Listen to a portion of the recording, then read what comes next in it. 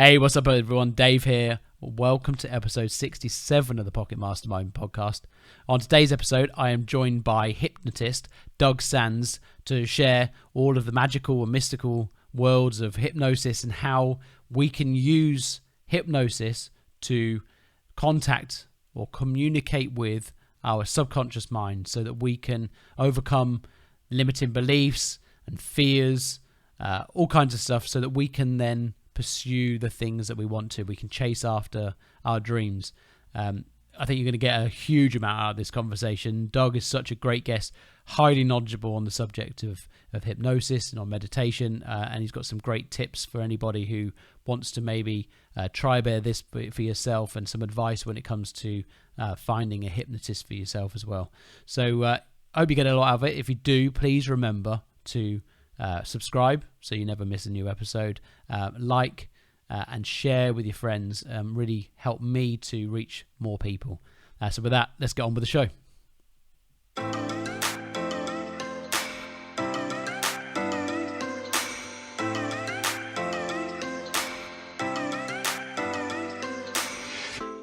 Have you ever questioned why it is that some people seem to have everything they could ever wish for? Health, wealth, love and happiness, but others seem to lack all of these things. Why is it the small minority manage to achieve greatness, but the vast majority fail to reach even beyond mediocrity? What are this small minority doing differently to everybody else? It can't just be down to circumstance. Billionaires rise out of poverty. Those questions have been in my head my whole life, and a couple of years ago I decided to stop wondering and start searching for the answers so that I can help more people achieve greatness in their own lives. So join me and follow along as I uncover the secrets of the minority that the majority aren't taught, so that you can apply them to your own life to achieve your own greatness and live the life you want and deserve. My name is David Bell, and welcome to Pocket Mastermind.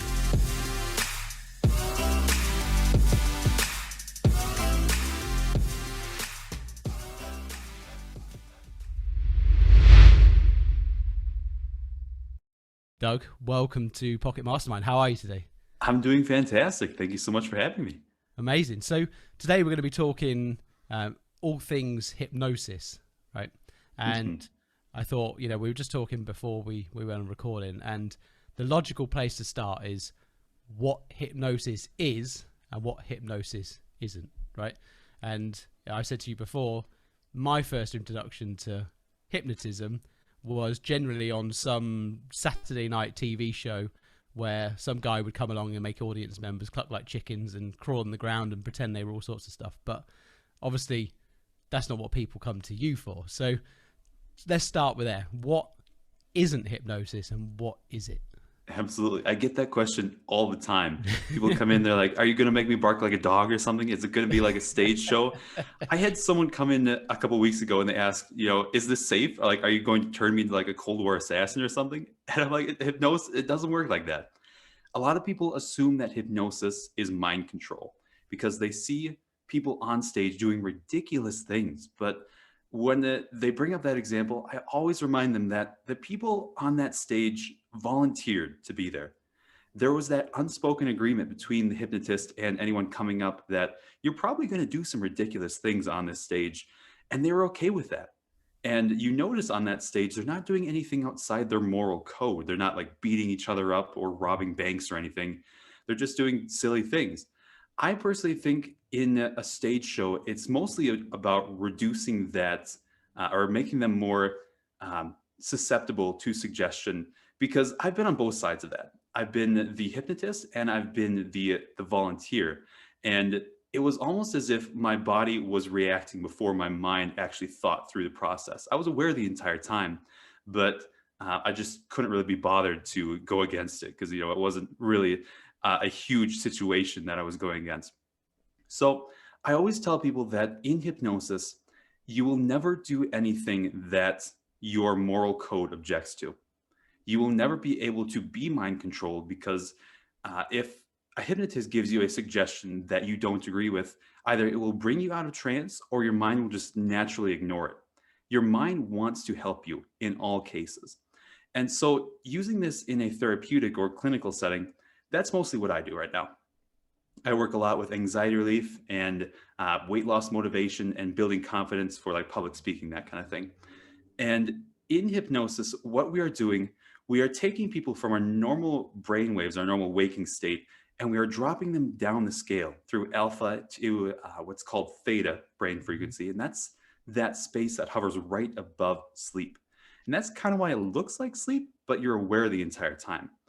And if you've ever had a really good idea right before you've fallen asleep, that's because your mind was passing through that theta state.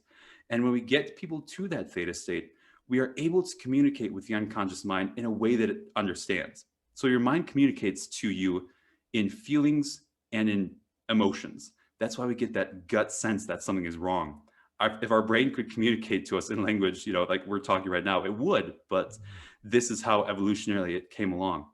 And so when we're in that theta state, we are able to access that creative, dreamlike, interpretive side of our brain. And that allows us to communicate more effectively with that side of us. And so the main difference between stage hypnosis and clinical hypnosis is what you do when you get down to that theta state. On a stage show, you just give them funny suggestions. But in a clinical setting, you are then bringing in tools from psychology and neuroscience and NLP and other tools to help them make that change at a deep level. So how does it actually work? I mean, the process.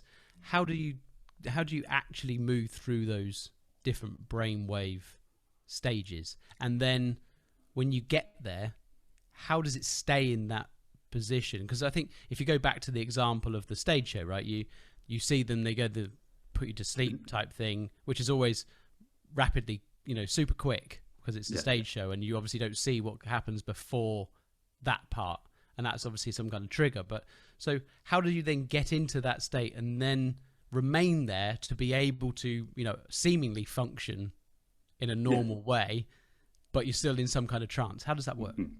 So getting into trance, we call that the induction. Mm-hmm. And you see that on the stage shows, as you mentioned. People doing that, they often have what's called rapid inductions. They look, as you say, they look very rapid, but there's at least 10 to 15 minutes of preamble to set the frame to make that work. That's an interesting side of it. But in in a one-on-one setting, we are using certain language patterns that have been studied over 125 years to really get us to that deep state. And those language patterns, they're very similar to like a guided meditation. There are other ways, including like, kinesthetic and body motion to help that, but it's all about the language patterns when it comes down to it. And that's where there's this interesting connection between meditation and hypnosis. Solo meditation, our brain is actually speeding up, but guided meditation is that weird gray area. It's our brains are slowing down just like hypnosis. And you'll notice some guided meditations actually give beneficial suggestions in the middle, just like a hypnosis session would. So it's a gray area. Mm-hmm. But that touches on how people maintain that trance. Because in the actual session, if you just leave a person to their own devices, eventually they'll come out of it. And it might take 5 minutes, might take 10 minutes, but they'll wake up because their brain, it's like, I need to get some water or I need to use the bathroom or something like that. And so we are constantly giving them new suggestions, like you'll be going deeper. And it's just about maintaining that meditative state, that maintaining that theta state, just like a guided meditation would. And how does then how do the suggestions take hold once you get someone into that state? So the important thing about getting a person to theta, I should say the other thing about, besides the creative communication with your brain, is that you are lowering the critical faculty of your mind. And that's where the idea of suggestibility comes in. Mm-hmm. The critical faculty is that part of your brain that filters information. And you'll notice kids like 0 to 4, 0 to 7, they don't have this yet. If you tell them, there's a purple dragon out in the hall, like they're going to go believe you. But Yeah. after a certain point, they know there's not a purple dragon out there. In hypnosis, that critical part is, some say it's more permissible, some say it's offline completely. I personally believe it's still active, it's still functioning to protect that person, Mhm. but it's allowing beneficial suggestions to pass. I actually had a hypnotist friend who uh, did an informal study of this. They gave volunteers in hypnosis 5 suggestions. 4 were beneficial and 1 was mildly negative. Like I think it was, you'll give me $5 after the session. Mhm. Every single time when they hit that negative suggestion, their unconscious mind brought them out of trance because they had broken that trust with the subject and the hypnotist. That's interesting. So then how does the brain distinguish between, let's say, that and then say someone who's terrified of the prospect of public speaking? How do you not break that trance or whatever as soon as you suggest the thing that they're most scared of? So in hypnosis, there are a couple different ways we can make that change. A couple different categories.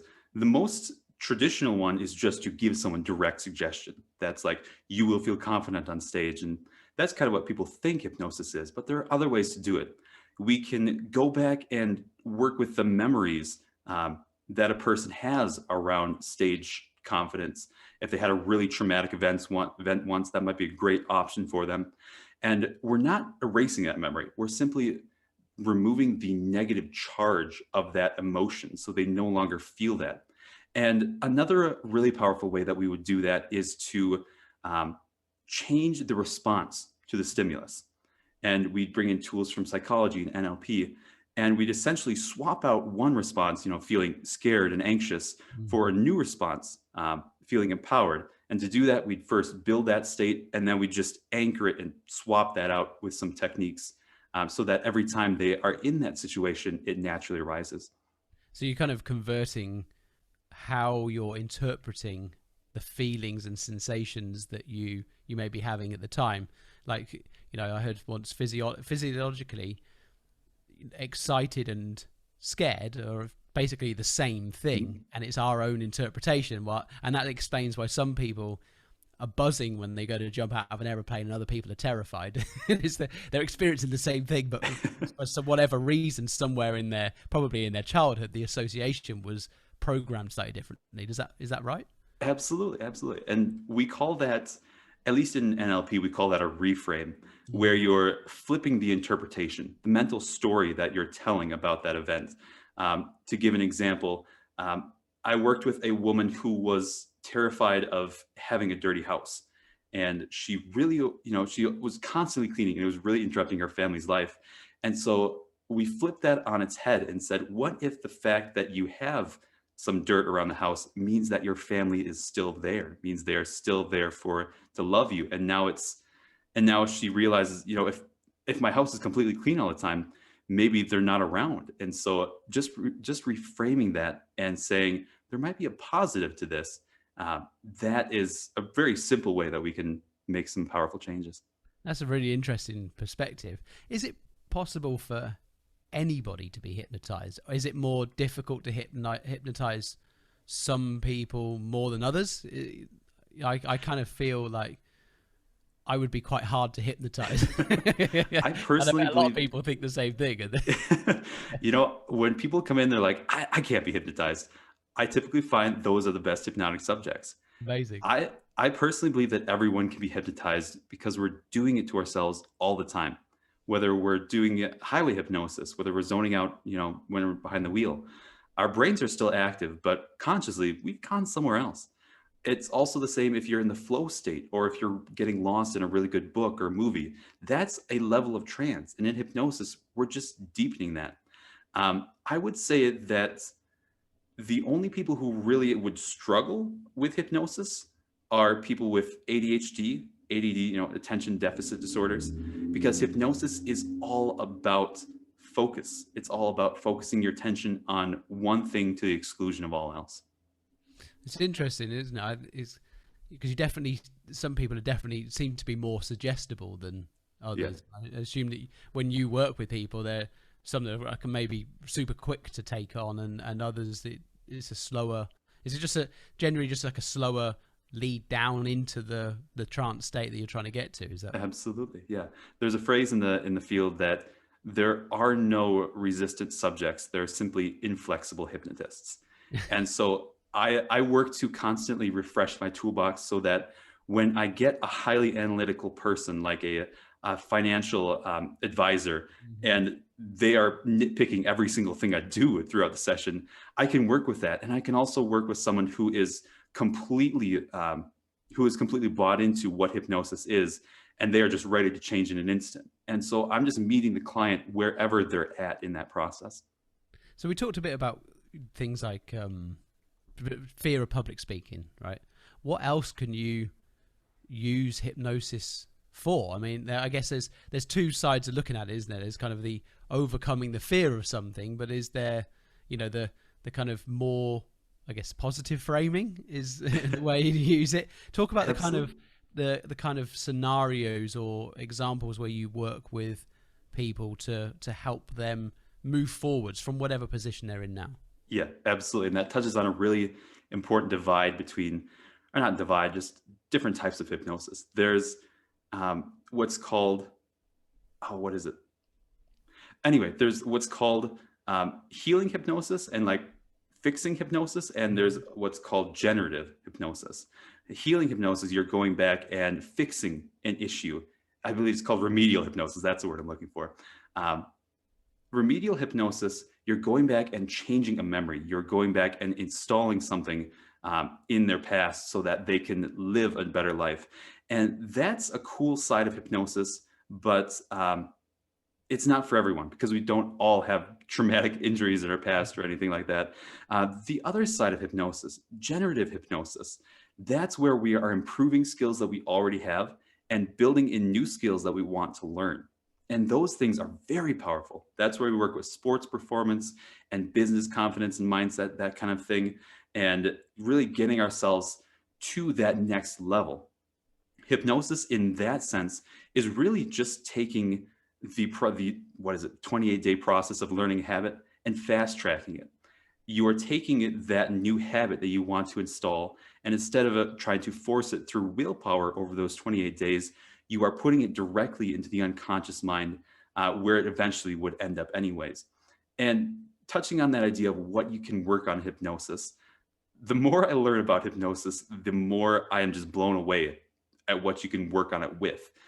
I now believe there are, I mean, like if someone comes to me with an issue, I personally believe like there's something that we can work on with this, because every single problem has some mental component. I've worked on, as I said, anxiety relief and weight loss, but I've also worked on irritable bowel syndrome and things like nail biting, random habits, and random things that people want to change. Hypnosis has also been proven to really help some major issues, whether it's things like depression and mental illness to skin conditions. It's actually approved by the National Cancer Institute over here in the States as an additional form of treatment for cancer. Wow, that's powerful. And I guess Absolutely. it does make sense, right? Because I talk about this quite a lot. Our entire experience of the universe actually takes place in here, right? So it's all about our framing, everything, all of our perception, everything that we experience goes through the filters that we've applied year after year after year. So I kind of get it. The thing I'm really fascinated about is how you then, in a session or sessions, you're able to then move somebody to almost believe something different when they're not there anymore, right? So do you know what I mean? So Yes. it's I can kind of you kind of can cognitively think, yeah, that kind of makes sense while they're sat in a chair or laying on a couch or whatever it is. They now feel that they could go and speak publicly, or they're not going to binge eat on stuff, or they're not going to spend loads of money on crap that they don't need, that kind of thing, right? Yeah. But when it comes to the moment and they're sat in that usual, habitual situation, how it can then, the suggestion then remains in place. Yeah. Let's touch on that.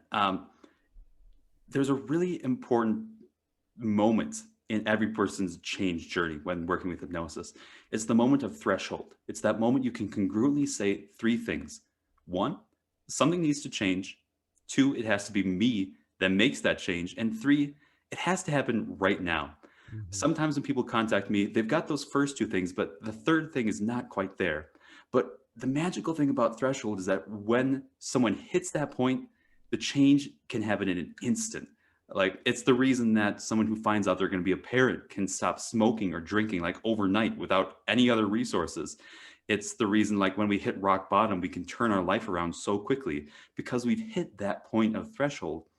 And so much of what I do in the pre-stages of hypnosis is making sure a person is actually ready to make that change. If a Mm-hmm. person comes in to stop smoking, I want to make sure they're there to stop smoking rather than just to appease their spouse or their family that, you know, they went to a hypnotist and it didn't work. Uh, but in actual hypnosis, let's talk about changing memories. We mentioned that before. We're doing this all the time when, you know, in hypnosis or not. We're literally restructuring our brain at the protein level. I believe it's the protein kinase C that our brain is literally rewiring every single time we access a memory. And so when we change a memory in hypnosis, we are changing it at the biological level. And the cool thing about that is when you change a memory that goes so far back, every single coping mechanism that was built on that memory eventually falls away. I saw this when working with a mountain biker out of California. He'd gone over the handlebars of his bike and he was afraid to get back on it. And after we were in hypnosis, he had this memory that came up for him of falling off his bike when he was very young. And when we changed that memory and built in some new resources for him to feel safe, every single coping mechanism that he built along the way started to fall. And so he was contacting me like months afterwards, like uh, talking about new confidence in his business and new confidence to explore new things like starting a blog and skydiving, stuff like that. Um, it's such a huge ripple effect when we change something at that level. And can you do hypnosis through this kind of medium, for example? So through Zoom, as we are now, for anyone who's listening rather than watching, you know, talking to each other through Zoom. Does it work without being in Absolutely. person? Yeah, absolutely. For a long time in the field, there was this limiting belief that you couldn't do hypnosis over Zoom because it was unsafe or something like that. It wasn't effective. And I really challenged that because personally, I travel a lot and I wanted to be able to run this business without a brick and mortar place. Hmm. And once COVID-19 hit, the really big names in hypnosis, they were forced to go online into the Zoom space. And now we're seeing this shift where everyone's going onto the online space, and it's pretty cool to see. But when working with a person over Zoom, at first it was a challenge because I wasn't there. I wasn't picking up every single cues, but I've realized it's now a benefit for me because a person is in their own comfortable environment. They're in that place where those mental triggers would actually happen to them. And so the change is not linked to that change therapy room in, you know, a clinical setting.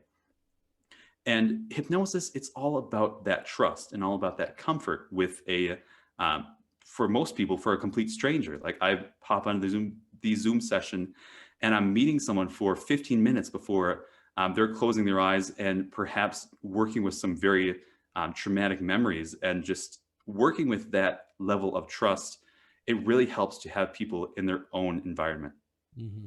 And how does somebody then, if someone's thinking about hypnosis, how do you identify a good person to work with? Right. So you, like you just mentioned there, it's quite it's a deep level of trust. You're going into some potentially some dark memories, but even if it's not that dark, you know, you're still in a vulnerable position, right? So how does somebody find what is a good hypnotist? How does someone find a good hypnotist? I get Other that than question quite yourself, a bit. obviously, but yeah. Yeah. Um, Unfortunately, there aren't any like official government boards that regulate hypnotists because there aren't enough of us in the world to really qualify for that bureaucracy. There are a bunch of private organizations that try to do that. Like over in the States, there are at least 3 to 4 major ones. Mhm. You can go on the hypnotist website and see if they're registered, but sometimes all you need to do to get organized or registered with an organization like that is pay, I don't know, $100 a year and take a test every 5 years or something. It's not really a great way of measuring it. I would say go with your gut. For any listener curious about hypnosis, find their website first of all and see if they've got any videos, any things that you can test out to see if you're a good fit. As we mentioned, it's all about that trust with a hypnotist. And if you don't really trust that person, if you're getting a weird vibe from them, go to someone else, especially now because of COVID-19. There are so many hypnotists online that you can search around for. So find their website, see if you trust them, and then search around the web, see if they've got other resources, if they're published in newspapers, if they are on podcasts like this one, if they are working with various organizations. I would say it really just build up that trust with the hypnotist before you go in, and make sure that the hypnotist you're working with uh, that they jibe with you, because hypnotists, there are a lot of people out there who do this part-time. There are a lot of people who do this like in addition to their plumbing and lawn mowing business. And it's like, you want to go to someone who is doing it full-time and who is doing it professionally. And I would say the best way to do that is just do your research and trust your gut on it. Good advice. Who is there? So we touched a little bit earlier about things like guided meditation. What's your thoughts on? Are there kind of like guided hypnosis type things? I know there's like a Calm app, and there's it does borderline between the two. Mhm. Is there much benefit from those kind of things? Again, how do you find a good one, something good that maybe you just want to do every day? I'll come on to it in a minute about morning routines and evening routines and that kind of thing, because I think they're quite important to how you start and end your day, as a good bearing on how your day goes and how well you sleep. These are things I've learned the hard way for sure. So are there any kind of do-it-yourself type mini things that you could employ? Yeah, absolutely. Before we dive into that, I want to touch on hypnosis audio. So you mentioned guided meditations. Yeah. And for someone who doesn't want to meet a hypnotist, face to face, that can be expensive if you really just want to test it out. There are some hypnosis resources for free on the website, or online, I should say. And there are also some that you pay like $20 or $40 for, that will actually get you some pretty cool results. But when you're doing this in self-hypnosis is pretty tricky, because you not only have to be the person going into hypnosis, you have to be the hypnotist, the person doing the hypnotizing. And so unless you know really what it feels like, it's really difficult. I found the best way to learn self-hypnosis is to go into a hypnotic trance with a hypnotist, either through an audio or one-on-one, learn what it feels like, and then learn the tools to get back there. One tool that I often use in self-hypnosis, and this is for anyone who's experienced guided meditations or hypnosis before, get yourself into that state, that feeling state where you're just kind of in the zone, and then imagine that you're in a control room of your mind. And this is activating that creative part of your brain that speaks to you in images and everything. And you literally can go to a control panel. Imagine, I want to work on my business confidence today. Imagine the control panel that controls that. And for me personally, I always see fuses on it. And some are like blue, some are red. And I pull out the red ones, like the negative memories or the negative associations that I don't want anymore. And then I install new ones, new blue memories. And it's essentially a way of giving myself direct suggestion, but with that creative sense, with that communication that the brain can understand. That's good. Because I think, we'll talk a bit now, I think, about kind of routines and that kind of thing. Do you, as part of your routines in your day, do you use kind of self-hypnosis, within that process for yourself? Absolutely. Every single morning, really. I start off my morning with 20 minutes of meditation, after I do some exercise and stuff. And then I do usually 10 to 15 minutes of self-hypnosis. And when I was just learning self-hypnosis, I kind of dropped meditation because they feel very similar, but I realized they were working on very different things. Meditation is all about focus and just being in the moment. And hypnosis is really, you are tweaking something or fixing something. And so they're a little bit different, even though they use the same mental muscles. And so my morning routine, it typically looks like that: 20 minutes meditation, 10 minutes of self-hypnosis. And I've gotten to the point, hypnosis is all about breaking things down into achievable goals, as with anything else. People come in, they're like, I want to lose 50 pounds. And it's like, that's great, but we need to break that down into steps. If we attempt to tackle 50 pounds in one session, like, we can probably make some strides toward that, but it's going to be much more ecological in the long term if we build up those habits over a couple of sessions. And so I've actually got written down in a notebook all the goals that I've wanted to achieve, and I've broken those down into steps. And so each morning I'm just tackling one little nugget, one stepping stone of that goal.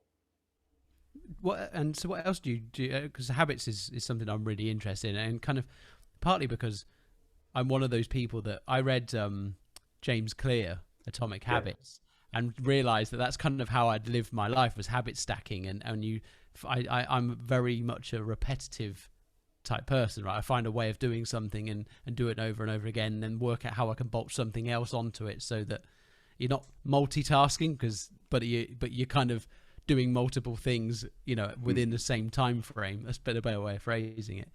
Are you similar in your kind of throughout your day? Do you try and employ as many habits into your day as you can, so that you're just getting things done all the time?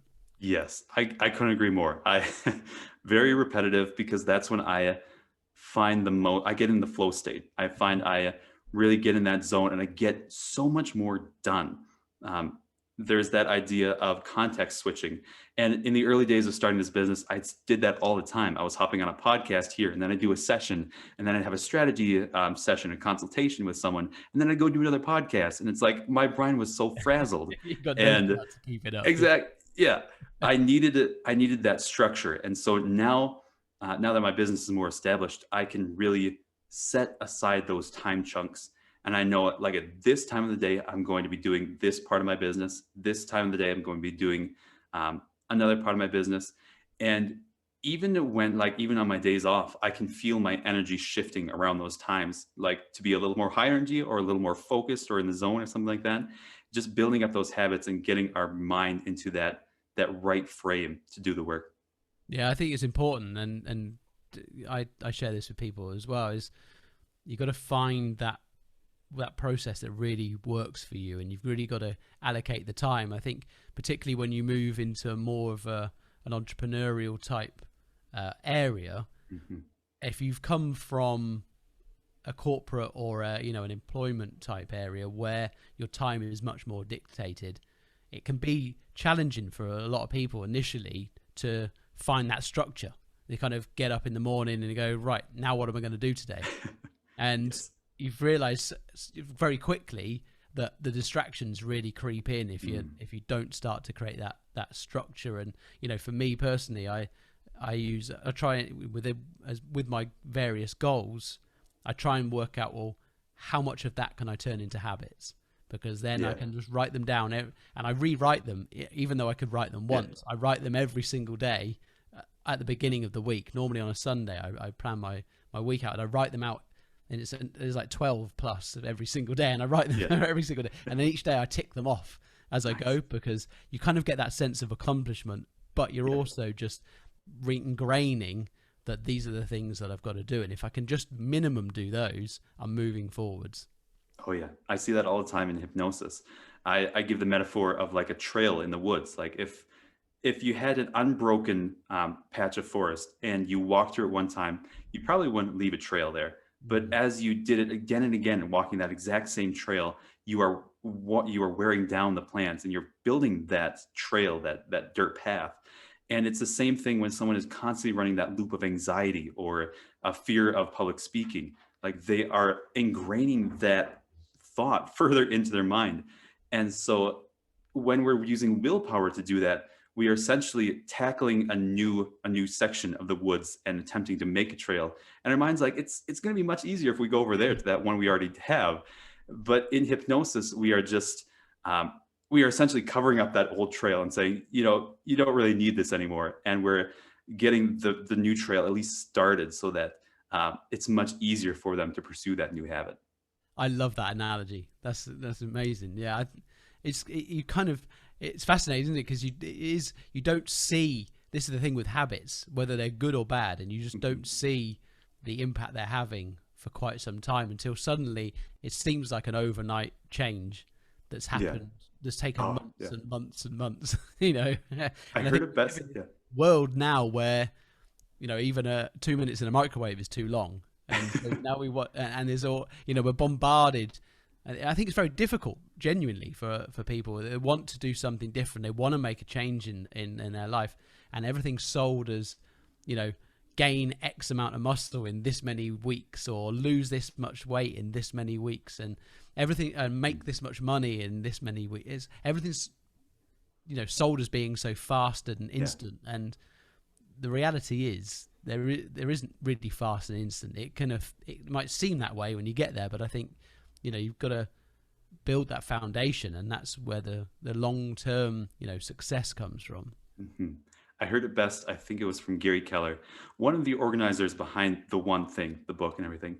I'm probably going to butcher the quote, but he said, when we are building negative habits, we fail, it was when we're building negative habits, we make wrong choices so slowly that we think that we're succeeding. But when we're building positive habits, we succeed so slowly that we think that we're failing. And I see this time and time again when working with entrepreneurs. They're like, it's been 3 months. Like, why am I not earning $50,000 yet? And it's like, just calm down. Like, you're building that foundation. And I also see it when working with like confidence and weight loss motivation. People, they get sold this idea that you go to a hypnotist for one session, and as soon as you walk out the door, you will be a changed person. We can do a lot of heavy lifting in a single session. That is true. But I always recommend my clients come in for, a program, whether that's at a minimum just 2 sessions, so I can follow up and make sure that, the change is actually working. I typically see people from 3 sessions to 5 sessions over the course of about a month. That makes sense, because yeah, I mean, a one and done that just sounds all too good to be true. And generally, when things sound too good to be true, they are. What about books? If you could recommend a book, you just touched on the one thing there, but if you could recommend one book to somebody, what would that book be? What's the book right now? It's really difficult. I used to ask people whether they, for 3 books, and that was difficult. And I thought, no, I'm going to make it one book because it's even more difficult. There was one book that came to mind, and I really got to go back to The One Thing. Like, that is it's such a simple concept, but it has changed literally every single way that I do business. And when I read it the first time, at least, I didn't really apply it. I mean, like, I was like, oh, that sounds nice, but I just set it back on the shelf. And 6 months later, that idea kept popping up. Like, what's the one thing that I can do that makes everything else easier? And that has transformed my business, because I talk about the metaphor of compound interest. Like, if you're just putting something in a simple interest bank account, like, you're just chipping away and basically adding to your piggy bank. But if you're using a compound bank account, every single time you add to that, you build more leverage. You increase the size of your lever, and you are improving you're gaining momentum as that snowball rolls down the hill. So The One Thing by Papasan and Keller, I believe it is. That'd be the book. Amazing. And what would you, if you could go back to your younger self, and like, you've gone on your own personal development, still on your personal development journey, right? Once you kind of commit to this thing, it never goes away. You can't hide from your conscience. You made the commitment, and now you're in. What would you say has kind of been, the one or two kind of big lessons that you have really learned up to this point, that if you could share with your younger self, or someone else who's coming along following behind you, what would that be? I would say you're going to be okay. I had this thought that if I failed, if I ran out of money, I was going to die. I was going to starve. And that was a really drastic thought that I had to work on with meditation and self-hypnosis. But I thought that if I made mistakes, I was going to ruin my chances, and I was going to be ruined for life, essentially. And so I would tell myself to just take it easy, relax a little bit, and be willing to make those mistakes. Like, along the journey of, made mistakes that cost me, I don't know, a couple $100 at times. And it's like, at the time that really hurt, like, but in the grand scheme of my life, I needed to, like, it was worth it because I needed to learn those lessons. So I would say to myself, it's okay to make mistakes. And the second thing is that you're much stronger, much more resilient than you give yourself credit for. We often think when starting a new business or tackling a new adventure that any bumps in the road are going to completely throw us off or ruin ourselves for life. I see this when talking about paramotoring. And so paramotoring, just a brief example, it's when you are in the sky with a parachute over your head and a motor strapped to your back. And it's a very, intense situation. And beginners in this paramotoring experience, when they hit a pocket of air and they drop, they freak out and they panic. And more experienced paramotors, they have what we call bump tolerance. They are more able to handle those bumps along the road. And I think that's a perfect metaphor for anyone, whether it's in business or in adventure or just self-improvement in any sense. You are stronger and more resilient than you know, and over time your bump tolerance will increase. I think that's great advice. I can't remember where I read it or I heard it. Very similar type thing was around, when we look forward, we look into the future around something that we may want to achieve, and it seems too daunting and too scary, and we talk ourselves out of it. We could never overcome that challenge, right? Mm-hmm. But every single day, and for the vast majority of us, some of us, throughout our lifetime, really challenging situations kind of arrive on our lap, and we managed to navigate through them because you can't stop, right? This machine whatever this is, the universe, us, the thing keeps rolling, and so you don't have a choice but to deal with it in some way. So the truth is, you always, at the time when something happens, you do have the mechanism to cope with it and to get through, because you don't just stop, right? So I think what you just said there is really good advice. The last question before we kind of wrap up, and if you could spend a day with anybody, and they can be dead or alive, who would that person be? Oh, I was going to go something like really corny, like Abraham Lincoln. And I was like, that's not it. I'd have to say I'd spend the day with the Dalai Lama, because when I was working with my own mental health, that was the first lifeline that really helped me, meditation. And there's so many things you can just absorb, like their different, their ways of carrying themselves. Like, I'd love to see the Dalai Lama and ask him some questions, but mostly I'd love to be around his presence so that I could model him and build a little bit of that into my own life. That's a good answer. Yeah, I think, and that perspective of modeling rather than grilling, it's kind of seeing how someone like that navigates the daily challenges and the demands that are no doubt placed upon him. Right. So really interesting. Doug, it's been amazing talking to you. Where can people find you if they want to learn more?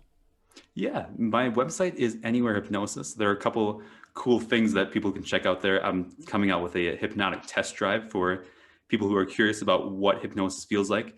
That URL is just anywherehypnosis.com. If they want to check out the podcast that I run a podcast interviewing people who have found their fulfillment and who have really cemented their purpose in life. I work with a lot of adventurers, like hikers and skiers, and so that's kind of what it leans toward. But that's the Making Meaning podcast, and they can find that on Apple or Stitcher, wherever they find that, their favorite podcasting app. Amazing. Doug, again, thank you very, very much for giving up your time. I've loved this conversation. Personally, I find the whole idea of hypnosis incredibly interesting, and how it can be used to help us overcome our own blockers, right? The thing that kind of gets in our own way most of the time is us. It's our fear of what might happen. It's memories of what's happened. It's and how any tools that we can employ to help us move forward, I think are hugely, hugely beneficial. So, Doug, thank you very, very much. Absolutely. Thank you so much for having me. Great. So hopefully we'll speak again soon. You bet. Cheers, Doug.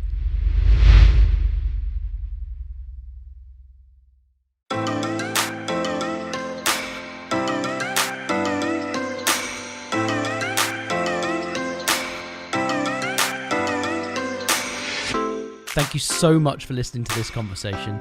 If you enjoyed it and you'd like to hear more similar episodes, head over to pocketmastermind.com, where you'll also find the links mentioned in this conversation. And if you haven't done so already, please leave us a review. It will really help us to get our message out and let more people know about these episodes. So leave us a review, leave us a rating, hit the subscribe button, and please share with your friends. Until next time, thank you again for listening.